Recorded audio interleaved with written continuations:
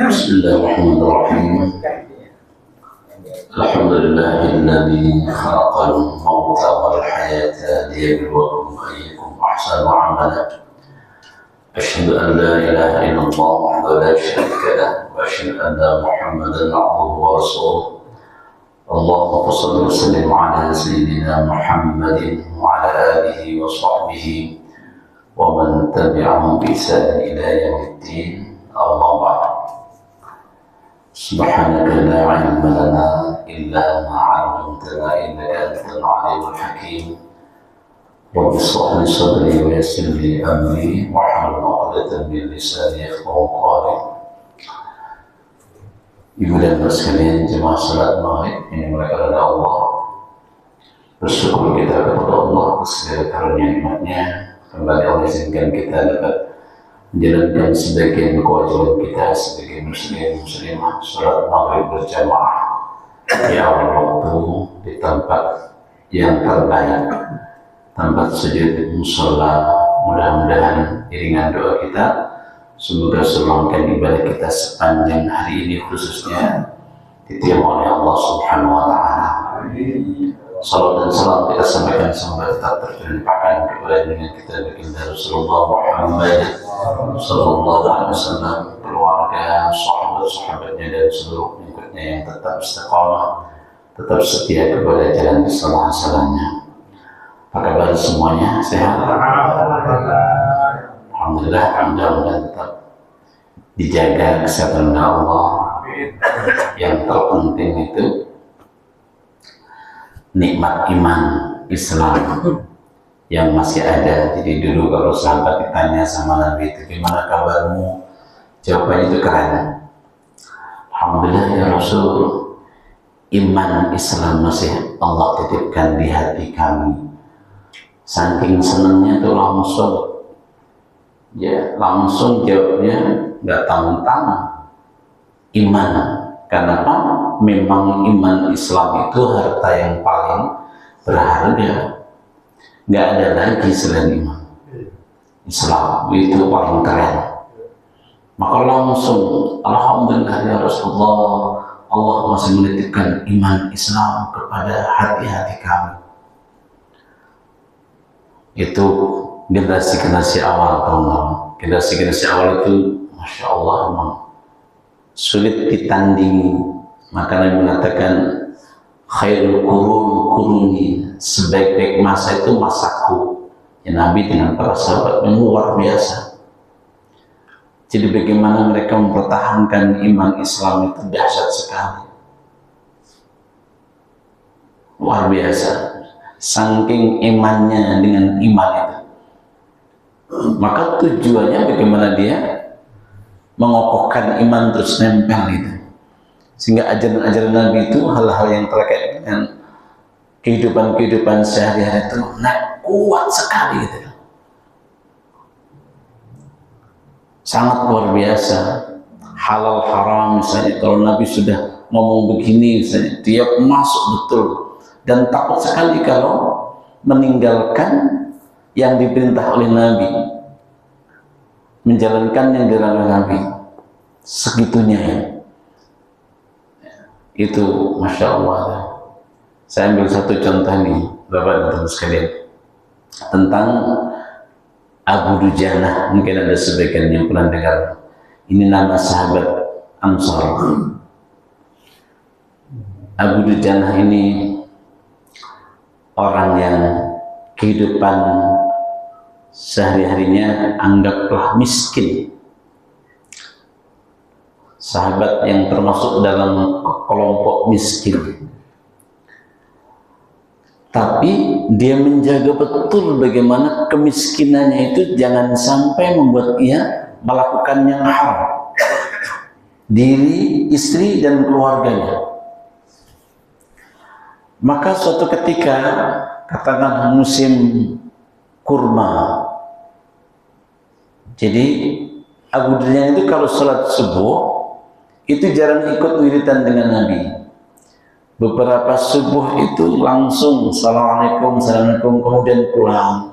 Sampai akhirnya ditanya sama Nabi, Abu Dujanah, kenapa engkau habis sholat kok langsung? Memangnya kamu tidak punya keinginan dengan Allah?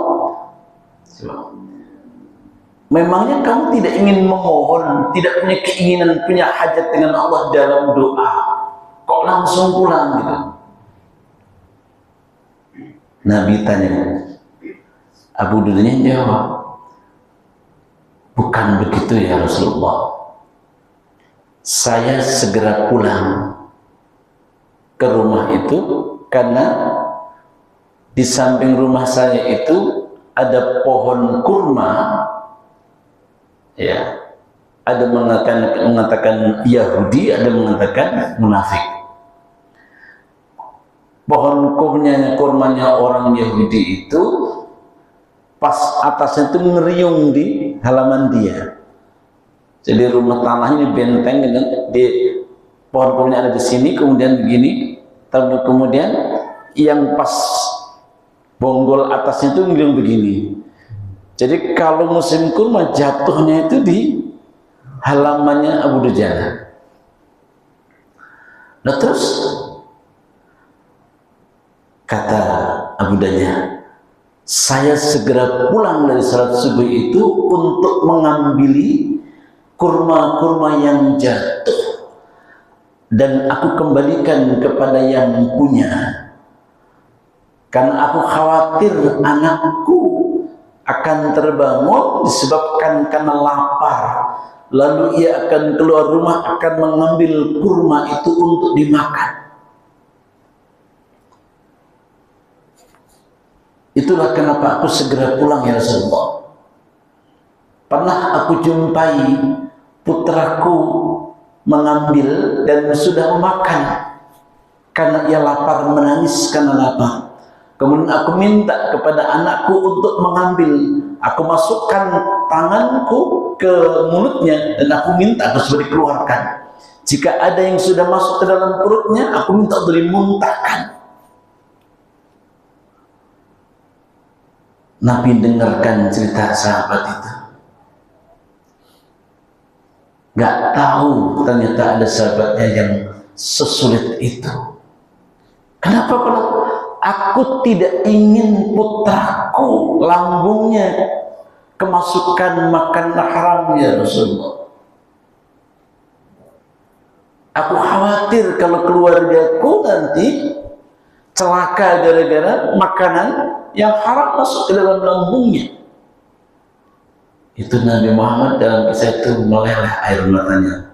Pak, teman saya, sedih sekali mendengarkan cerita. Ternyata ya Allah, sampai segitunya itu Abu Dujana yang rajin salat berjamaah.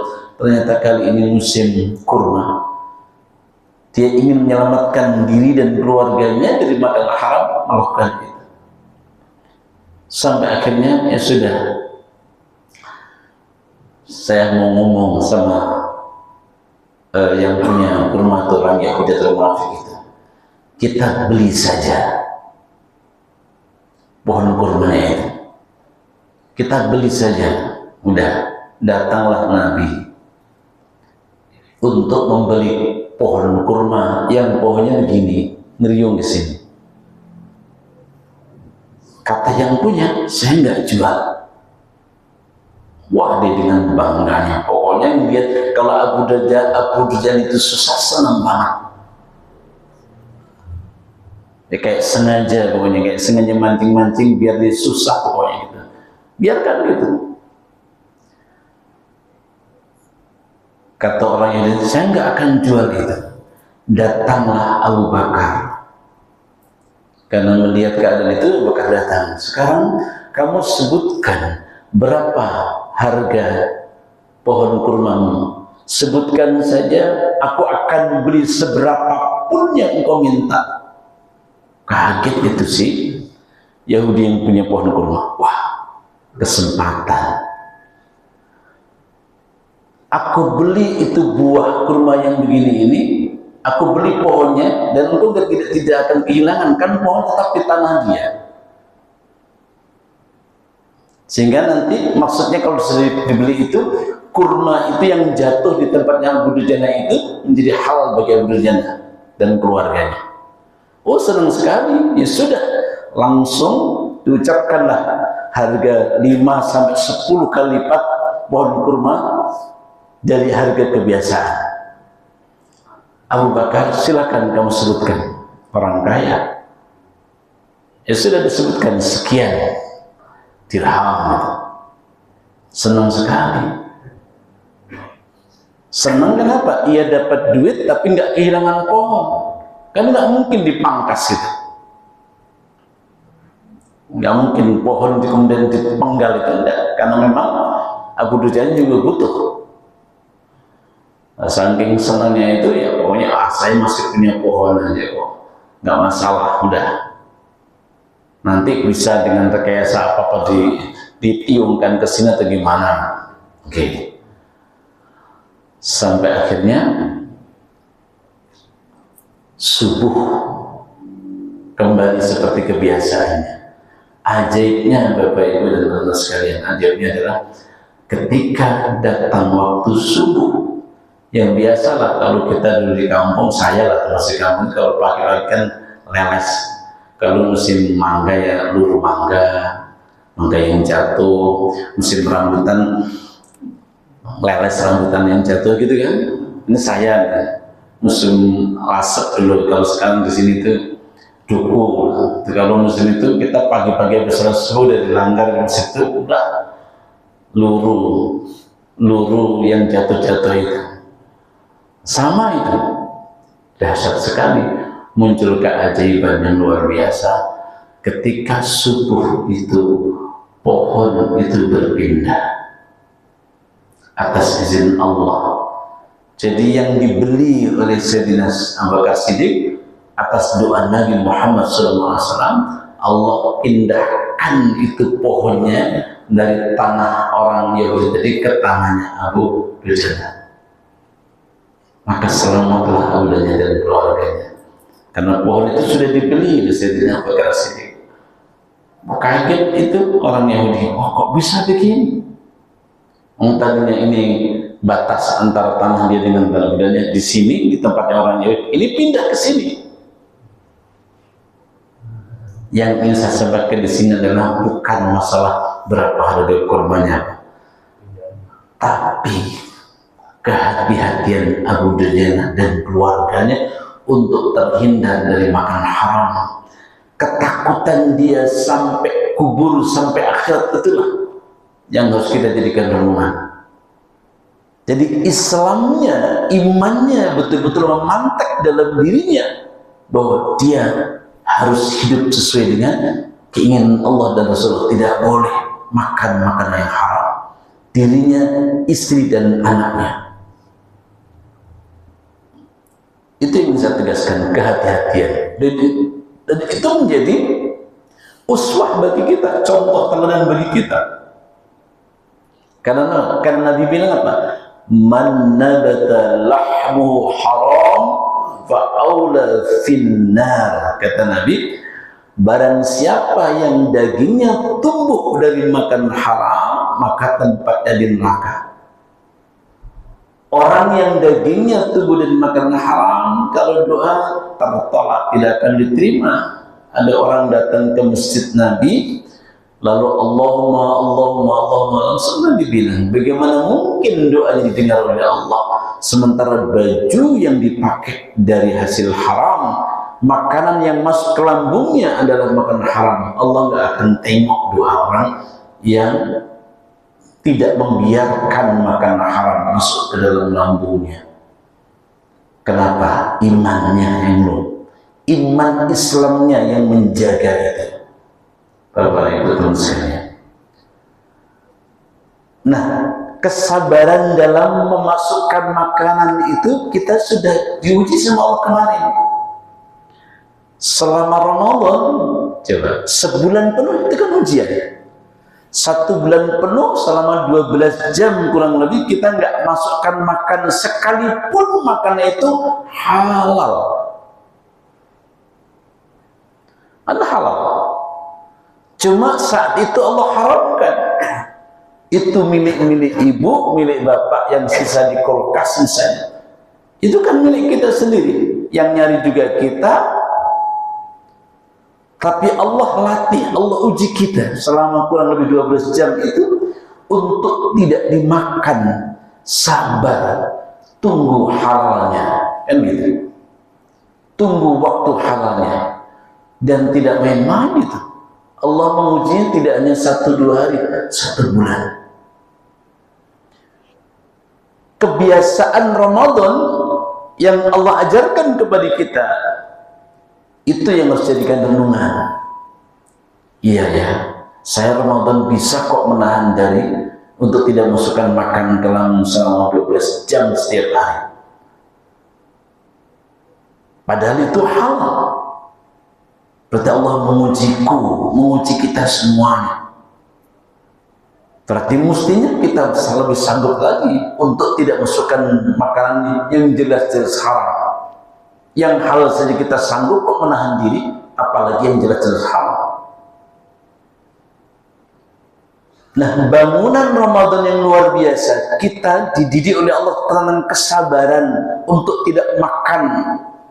Sekalipun itu halal, tidak boleh makan karena nunggu waktunya. Kualitas ibadah kita naik betul. Ngaji baca Quran senang sekali ketika Ramadan. Hampir setiap malam kita juga bersedekah. Malamnya qiyamul lail, salat tarawih. Sebelum subuh kita tahajud, lalu kemudian kita akan makan sahur. Lalu masih salat subuh. Terus berputar seperti selama 1 bulan penuh. Baca Quran, salat berjamaah, salat tahajud, dalam keadaan puasa pula. Kan luar biasa ini. Ramadan menjadi kawah candra di muka kita, pendidikan yang luar biasa, dasar sekali itu, energi positif yang luar biasa selama 1 bulan penuh yang Allah bangun kita lewat Ramadan. Maka kritikan Allah untuk kita, untuk saya, kita semua itu dibilang apa? Dalam Quran diceritakan, dulu ada seorang nenek-nenek yang tukang memintal, menenun, tukang tenun benang. Sudah bagus itu, karena sudah tua sekali, maka nenek itu sudah memintal tenun benang yang sudah rapi, agak error pikirannya, kemudian dicabutin lagi. Yang sudah bagus ditarik lagi itu benangnya, akhirnya jadi carut-marut lagi.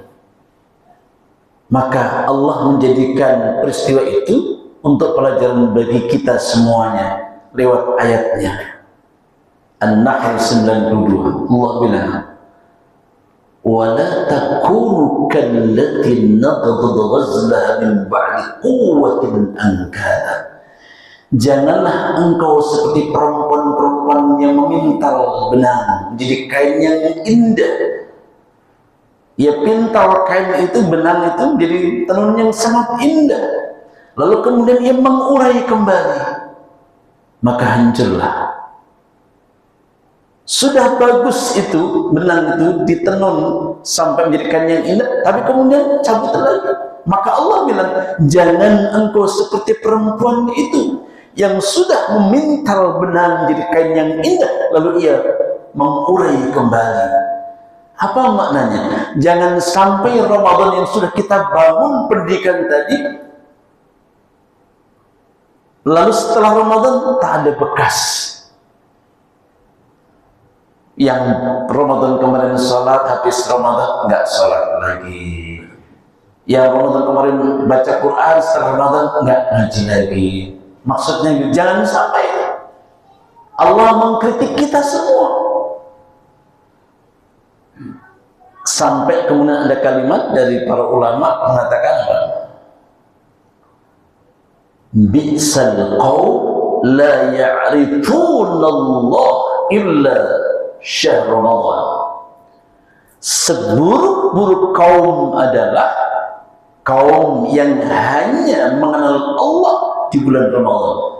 Kaum yang tidak mengenal Allah kecuali hanya Ramadan. Pas Ramadan keren, tapi setelah Ramadan hilang, pergi meninggalkannya, hilang pula kenalan dia dengan Allah. Itu dibilang bi'sal qaum, seburuk-buruk kaum.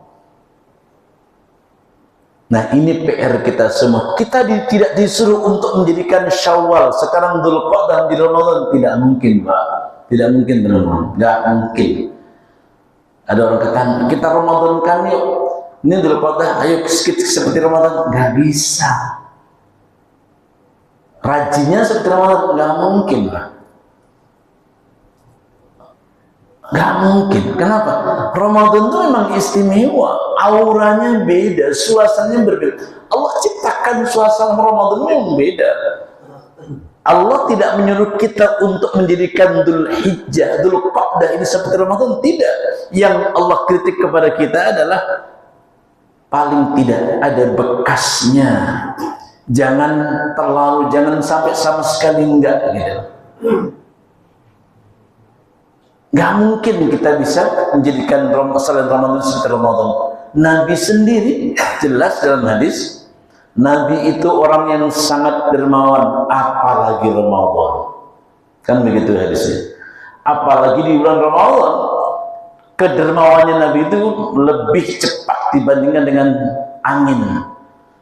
Maksudnya apa? Nggak pernah ada benda, nggak pernah ada harta yang singgah sesaat pun di rumah Nabi. Ada sedekah langsung berikan, langsung saking cepatnya.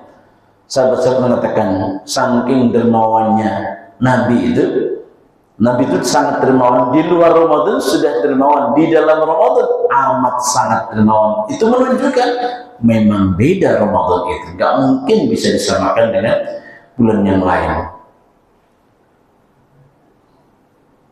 Nah, itu tugas siapa? Ya tugas kita semua. Ya, tugas kita semua. Coba kita ingat-ingat kemarin Ramadan. Bisa tahajud, habis itu sahur, kemudian ke masjid, ke mushola, habis itu ngaji, sholat duha, bahkan setelah sholat duha yang kerja di kantor-kantor ambil Quran. Kan dahsyat sekali. Di mana-mana di kantor-kantor tiba-tiba banyak meja yang di atasnya ada Quran. Ya itulah fenomena Ramadan yang luar biasa. Nggak mungkin bisa disamakan dengan bulan yang lain. Yang seperti itu yang dimaksud, yang diinginkan oleh Allah. Jangan sampai ditinggalkan sama sekali. Paling tidak ada bekasnya.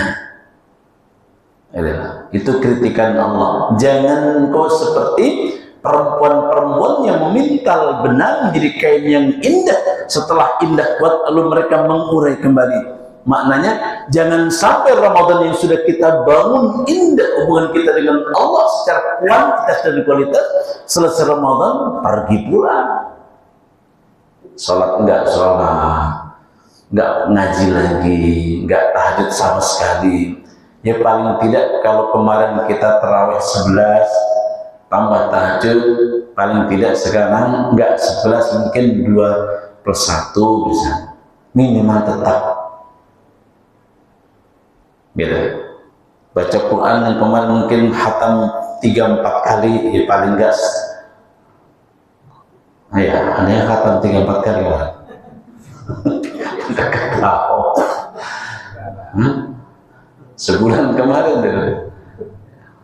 Ya paling enggak gitu. Kalau ada 3-4 kali di luar Ramadan mungkin paling tidak ya sekali misalnya sebulan. Ya nggak bisa sebulan Pak, ya 3 bulan sekali misalnya.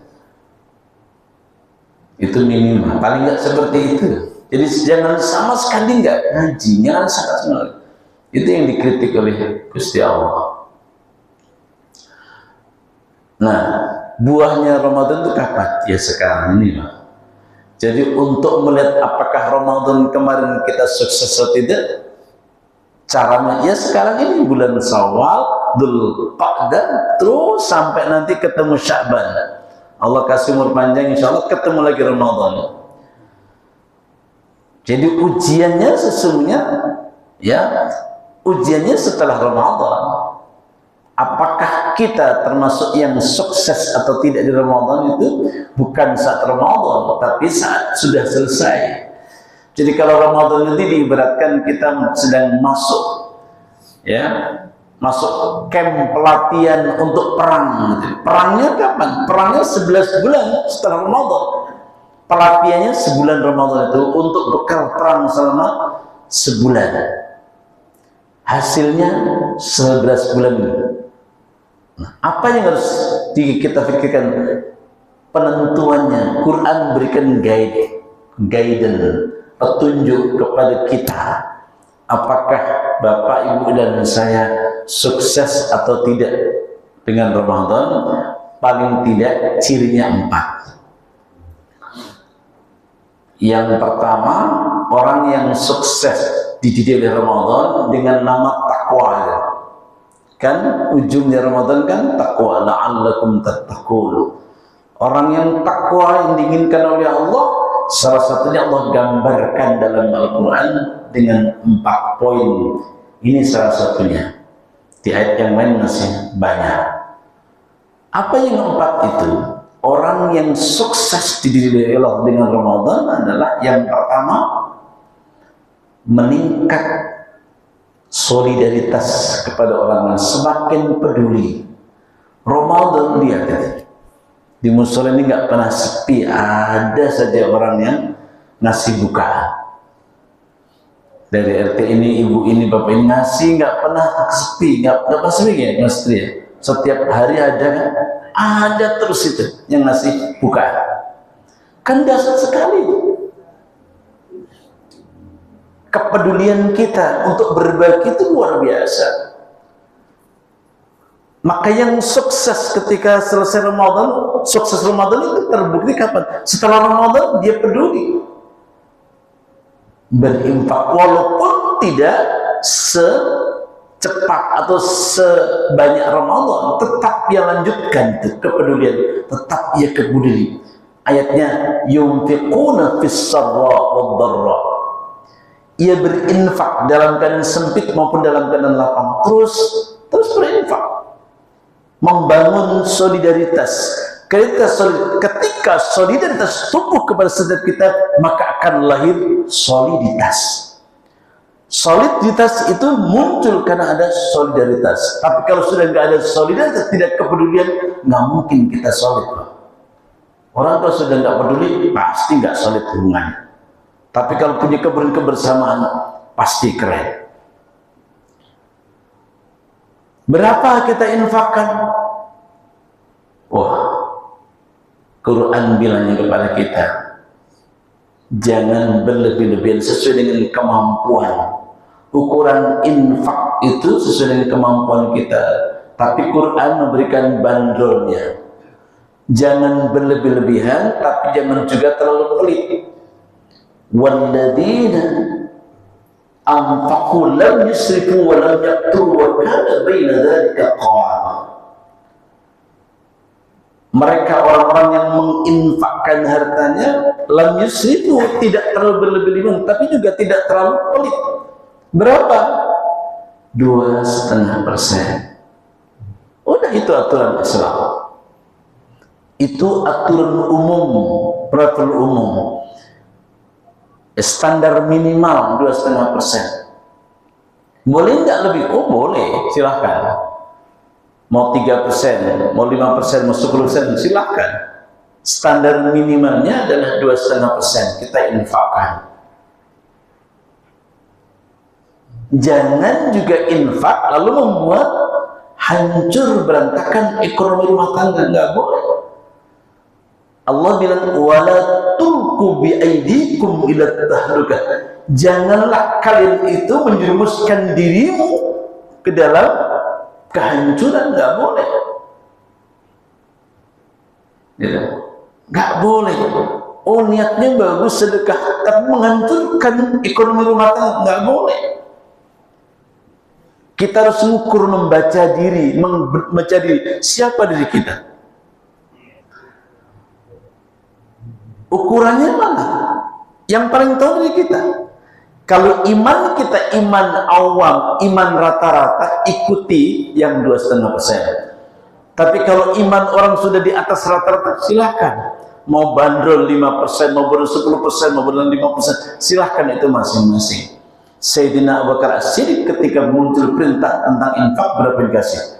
Semua. Dasar sekali itu. diberikan semuanya. Nabi bertanya, wahai Abu Bakar, berapa yang kau infakkan untuk Allah dan Rasulnya? Semuanya ya Rasulullah. Loh, lalu untukmu dan keluargamu? Cukup bagiku, bagi kami, Allah dan Rasulullah. Itu iman Abu Bakar. Sayyidina Umar berapa? Separuh. Kalau dia punya 1 miliar, maka 500 juta diberikan kepada Rasulullah. Diberikan untuk Allah dan Rasulullah. Itu pun sudah besar. Apalagi Sayyidina Utsman pernah membuat Nabi takjub. Sayyidina Utsman, sahabat yang paling kaya lah saat itu, sebelum Abdurrahman bin Auf. Sahabat kaya-kaya, berapa yang diinfakkan? Luar biasa. Nggak lagi mikir persentase 10-20%. Itu iman mereka. Sayyidina Abu Bakar Siddiq diberikan semuanya kena doa. Kalau beli doa sekarang mungkin setelah ini Allah kasih. Doa malam paginya dikasih. Itu sekelas Abu Bakar Siddiq. Beda dengan kita nggak boleh ngikutin yang itu. Makomnya berbeda. Maka dulu kan ada itu. Ya, ada ustadz yang ketika ceramah kemudian, ayo bapak ambil itu dompetnya. Berapa sih dompet? Ambil, mana keluarin semua. Yang ibu kalungnya mana? Gelangnya mana? Kumpulin semuanya. Wah, itu ngaco itu. Dikira jamaahnya itu kayak imannya seperti Abu Bakar Siddiq semua. Ya betul, kalau diambil semuanya pulang nyeker gitu. Nggak punya duit semua. Mau naik apa? Nggak seperti itu, nggak benar. Nah, kalau mereka imannya seperti Abu Bakar Siddiq, nggak ada masalah. Imannya masih rata-rata. Mereka masih 2,5% atau lebih dikit lah. Tidak bisa dikatakan semua dikasih. Yang kaya ustadznya mau dapat berapa juta, 1 juta setiap ceramah itu. Pokoknya ikhlas ya, ikhlas semuanya. Jamaahnya pulang mikir, loh, naik apa ini? Duit di dompet sudah habis. Mau makan ya? Nggak bisa. Jadi Allah sudah ngatur semuanya. Jadi hasil Ramadan adalah kepedulian. Tapi kepedulian yang tidak boleh membuat hidup kita sendiri terperosok dalam kehancuran. Nggak boleh. Gaji 5 juta, infak 4 juta, ya kebangsaan itu rumah tangga. Gaji 5 juta dikasih 4 juta, ditanya sama istrinya, mana yang 4 juta? Aku infakkan, gundulmu peyang itu. Masa gaji 5 juta dikasih 4 juta? Ada teman saya, ini nyata, bukan bohong. Ada teman saya di seberang sini, nggak jauh lagi wiridan, habis sholat itu wiridan, kan pakai tasbih gitu. Istrinya hebat, muter ngitung duit pak, jangan ngitung kayu kayak gitu begitu. Itu nyata, dia cerita, dia sendiri cerita. Oh, tapi iya, istri gua katanya, nah, saya sedang wiridan pakai tasbih, lewat dia bilang, rajin amat ngitungin kayu, gua ngitung duit gitu. Saya ketawa, ya Allah, orang Betawi. Ya, mungkin canda, tapi mungkin sungguh-sungguh itu yang ngomong perempuan, yang ngomong istri. Jadi mungkin canda, tapi beneran ya. Nah, itu tadi duit nggak seberapa dikasih orang ya hancur. Maka Isa sudah ngatur nggak boleh gitu. Jangan sampai infak itu malah kemudian mendatangkan kehancuran rumah tangga. Nggak boleh. Kita sudah diatur segini loh. Nah, itu yang pertama, ciri orang yang sukses Ramadan itu punya kepedulian, peduli sama orang yang sedang kesulitan. Tentu kepedulian itu tidak harus berupa materi. Kalau punya materi dan bisa bantu, iya. Tapi kalau tidak punya materi, ya dengan yang lainnya. Oh, Nabi juga bilang, engkau bisa bantu bukan hanya dengan materi. Dalam sebuah hadis, salah satu amal yang sangat dicintai oleh Allah adalah menyelesaikan masalah saudara kamu. Menyelesaikan masalah tidak harus dengan uang. Bisa menolong dengan tenaganya. Aku bantu sih. Mau kemana? Aku antarkan. Anak punya mobil, saya nggak ada yang bisa bawa mobil, aku sanggup menyelesaikan masalah. Itu diantara a'malu ahabul a'mal ilallah, diantara amal yang dicintai Allah, menyelesaikan masalah saudaranya. Jadi Nabi sudah atur, itu yang pertama. Jadi punya kepedulian hasil Ramadan, satu. Yang kedua, kata Allah apa? Wal kadhiminal ghaidh. Takwa itu adalah mereka selama 11 bulan ini punya kemampuan. Ramadan harus melahirkan pribadi-pribadi yang punya kemampuan pengendalian diri yang kokoh. Apa yang dikendalikan? Emosi. Hidup ini berat. Ya apalagi sekarang, hidup ini berat. Allah sudah tahu tentu problem-problem kehidupan Allah berikan. Tapi aku sudah siapkan untuk Ramadan. Aku sudah dididik kesabaran 12 jam untuk tidak makan, tidak minum. Harus dibawa selama 11 bulan setelahnya. Sabar. Kemampuan menahan emosi. Wal kadhiminal ghaidh. Nah itu kita sendiri, Pak, teman-teman sekalian yang mengoreksi. Saya punya nggak modal sabar? Saya sudah sukses nggak dalam Ramadan? Tidak lagi menghadapi masalah dengan emosional. Ya sudahlah, hidup itu disuruh nikmati sama Gusti Allah. Bapak Ibu teman sekalian, ujian Allah kepada ibu, kepada bapak, kepada saya tidak mungkin melampaui batas kemampuan kita. Itu catat. Problem rumah tangga apapun nggak mungkin melampaui kemampuan kita. La yukallifullahu nafsan illa, hafal semua kan? Allah tidak mungkin memberikan ujian kepada kita melampaui batas kemampuan kita. Artinya apa? Pasti sanggup. Cuma problemnya adalah punya nggak kita kemampuan menahan itu? Padahal Allah sudah siapkan. Modalnya sudah Allah kasih. Kadang-kadang kita lupa. Kadang-kadang kita nggak siap. Kadang-kadang kita lupa untuk bisa menyangka, iya ya, padahal saya bisa ya. Tapi kenapa tadi marah-marah? Kenapa tadi emosional? Setelah selesai baru menyesal. Hati-hati betul. Nih, jadi pembuktian Ramadan 11 bulan setelahnya. Punya kemampuan menghadapi apa-apa. Kalau suami istri, kalau istri suami, pasti itu. Anak tidak sesuai dengan keinginan kita, sama kita semua problem sama aja, fluktuasinya yang berbeda-beda, naik turunnya beda-beda. Antara kita kan pasti ujiannya nggak jauh-jauh beda, sama saja, cuma modelnya boleh jadi berbeda. Tapi intinya diuji dengan istri, diuji dengan anak, diuji dengan tetangga, diuji dengan orang tua, diuji dengan besan, diuji dengan teman sahabat sendiri, kan sama. Allah sudah bilang ya dalam Furqan ayat 20 itu apa?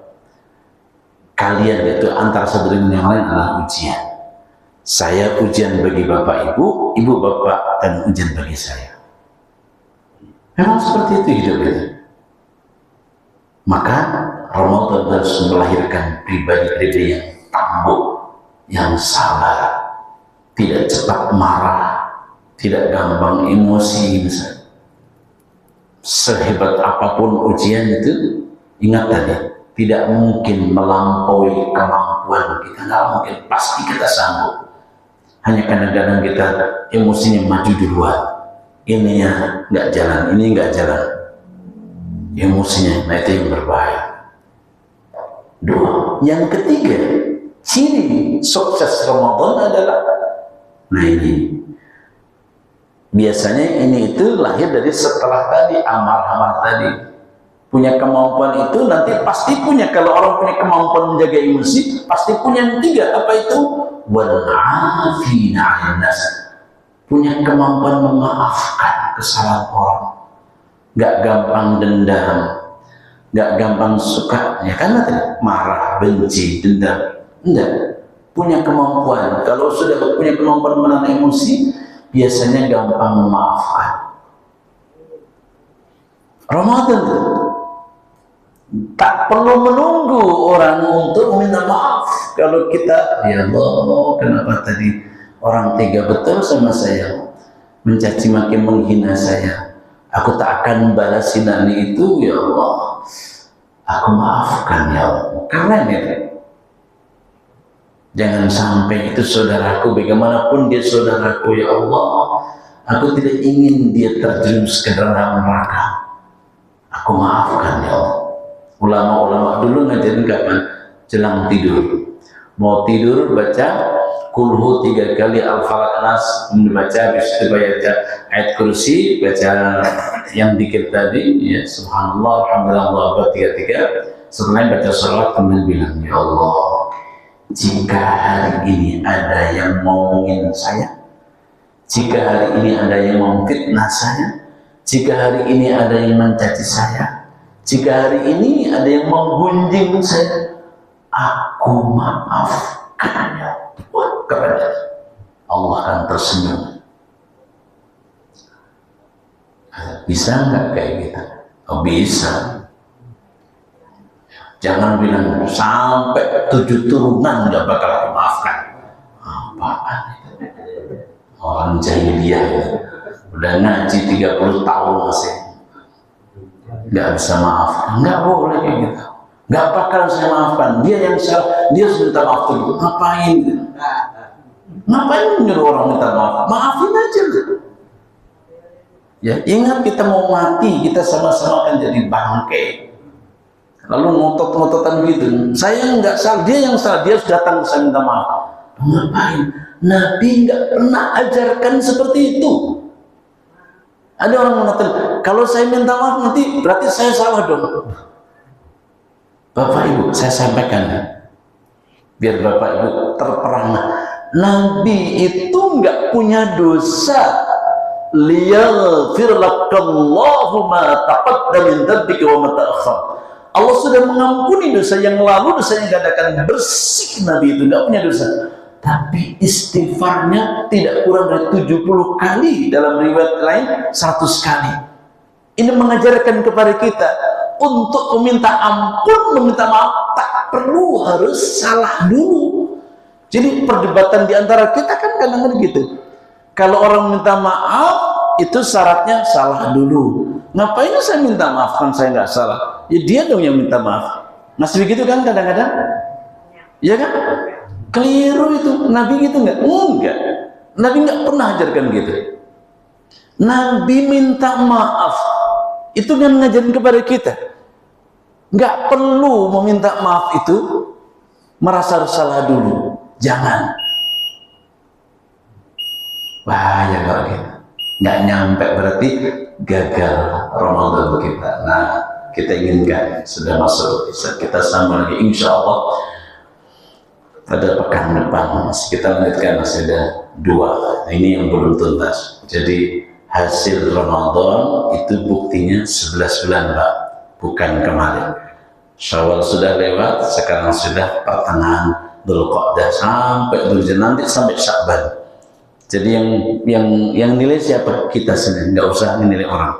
Saya nilai diri sendiri untuk muhasabah. Bapak Ibu juga seperti itu. Mudah-mudahan Allah tolong kita, Allah berkahi waktu kita sehingga kita bisa menantikan kepada Allah Ramadan kemarin betul-betul melahirkan pribadi-pribadi yang takwa dengan ciri tadi, peduli kepada kaum yang membutuhkan kita, punya kemampuan menahan emosi, sabar. Yang ketiga kita akan lanjutkan dan semoga nanti insya Allah pekan depan. Demikian, mohon maaf. Subhanallahumma wa bihamdika, asyhadu an la ilaha illa anta, astaghfiruka wa atubu ilaik. Assalamualaikum warahmatullahi wabarakatuh.